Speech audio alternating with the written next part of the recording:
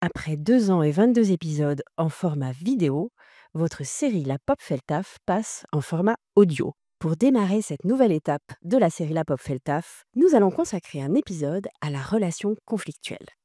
Pour cela, invitons-nous dans le salon des roses. En 1989, si vous voulez Michael Douglas et Kathleen Turner dans les rôles principaux, ou en 2025, si vous préférez Benedict Cumberbatch et Olivia Colman dans le duo des époux terribles du film La guerre des roses. L'histoire est assez banale. Au moins dans les cabinets d'avocats experts S-Divorce. C'est celle de 2 personnes qui se sont profondément aimées et qui vont finir par se livrer une guerre sans merci. Ils vont déployer des trésors de créativité, d'intelligence et même de psychologie pour se faire du mal. Chacun rend à l'autre les coups bas, en augmentant à chaque fois l'intensité et la cruauté, donnant aussi à l'autre une excellente raison de riposter. Spoiler alerte, ça se termine très mal pour les 2. Cette comédie noire est un parfait petit manuel pop pour comprendre ce que l'on appelle une escalade conflictuelle.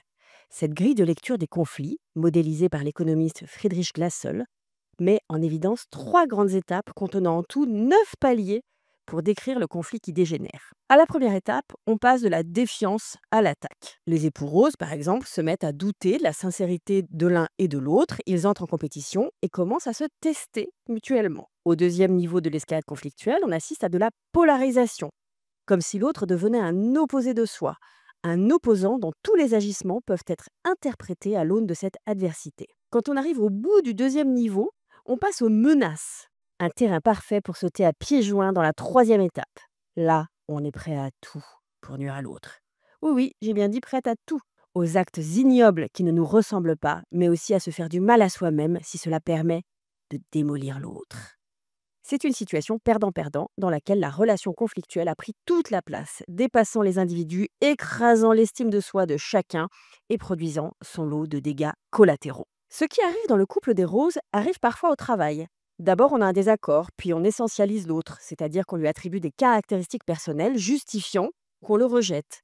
Et bientôt, on en fait son opposé et son ennemi. On veut remporter des victoires sur lui, si possible en lui faisant perdre la face. On devient une source d'inquiétude pour lui, on multiplie les sournoiseries, les alliances et tous les coups qui permettent de l'atteindre, de le piéger, de l'angoisser, de l'humilier, voire de le nier. Et tant pis si ce que l'on fait est très moche. Tant pis si on souffre soi-même de ce combat. Tant pis si on se met à risque jusqu'à se mettre parfois en faute, se mettre à dos des gens, casser des relations auxquelles on tient, etc. Quand l'escalade conflictuelle est en marche, il semble parfois impossible de l'arrêter. Et pourtant, la désescalade est toujours une option. Plus le conflit est pris à retard, plus cela est difficile, c'est vrai, mais ce n'est jamais impossible. Comment ? Eh bien, il va falloir passer du lose-lose, perdant-perdant, au win-win, gagnant-gagnant. Pour cela, on va capitaliser sur les intérêts communs des protagonistes. Il y en a toujours. Dans le couple des roses, il y a des enfants, un patrimoine et même un passé heureux que personne n'a vraiment intérêt à insulter, sauf à considérer bien sûr que 20 ans de sa propre vie ont été une erreur. Au travail, il y a le bien-être des autres collaborateurs, parce qu'un conflit, ça ne nuit pas qu'aux protagonistes impliqués, cela met en inconfort, en tension, voire en difficulté les autres, affectant parfois toute une équipe. Dans les intérêts partagés, il y a aussi la volonté de produire du bon travail, que les différents individus partagent. Et puis, il y a les intérêts de l'entreprise qui sont indirectement aussi ceux des salariés. Alors justement, comme il y a des intérêts de l'entreprise qui sont en jeu, cette entreprise est bien obligée de considérer que le conflit est son problème, même s'il a trouvé ses racines ailleurs que dans l'entreprise. Bon, ça tombe bien parce que l'employeur a à sa main un pouvoir et des outils pour traiter le conflit.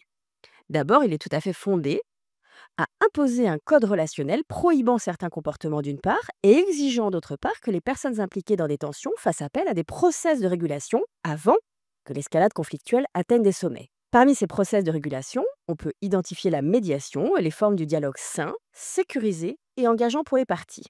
Les managers ont un rôle clé à jouer pour écouter les signaux, recueillir la parole des personnes, recadrer quand il le faut, médier la relation ou faire appel à des tiers pour faciliter des échanges de qualité qui vont permettre de passer d'un risque de situation perdant-perdant aux opportunités d'une sortie de crise par la fertilisation des gains de chacun. Les roses n'ont pas cette chance de dépendre d'un cadre capable d'exercer une autorité qui a le devoir de réguler les conflits. Mais au travail, le cadre comporte tout un champ des possibles pour traiter les relations difficiles. On va pas se mentir, cela demande des efforts, du courage, parfois de l'endurance. Mais cela coûtera toujours moins cher en termes humains comme économiques que de laisser pourrir les conflits. Alors, n'ayez plus peur des conflits. Ils existent. Ils font partie de la vie en général et de la vie au travail en particulier. Mais traitez-les, au besoin, en vous faisant accompagner par des professionnels experts de la qualité des relations et des conditions de travail.